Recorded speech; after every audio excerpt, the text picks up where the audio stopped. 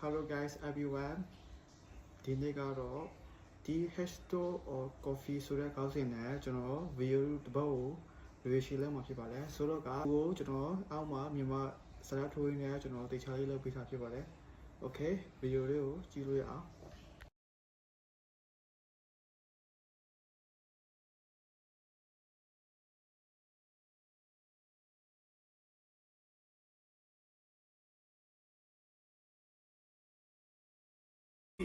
A legendary Ethiopian goat herder supposedly roamed around during the 9th century. And though he may seem very distant to you now, his story might have changed the whole world.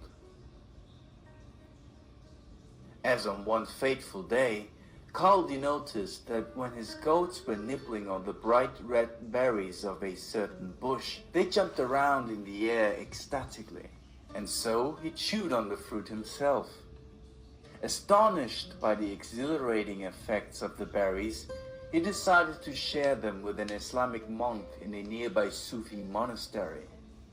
But the Sufi monk disapproved of their use and threw them into a fire from which an enticing aroma billowed. The roasted beans were quickly raked from the embers, ground up and dissolved in hot water, yielding the world's first cup of coffee. Nowadays, we know that this story was probably made up somewhere around the 17th century. The earliest credible reports of coffee drinking are set in the Arabian Peninsula during the 15th century. There, in modern-day Yemen, coffee was roasted and brewed in a similar way to how it is done today. Unlike today, however, coffee had a religious significance.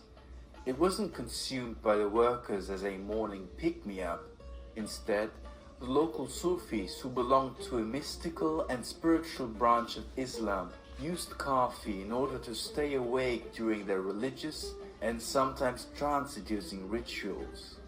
It is not exactly known how the practice of coffee brewing came to Yemen, though it is believed to have been brought there from Ethiopia by an Islamic seafarer sometime during the Middle Ages.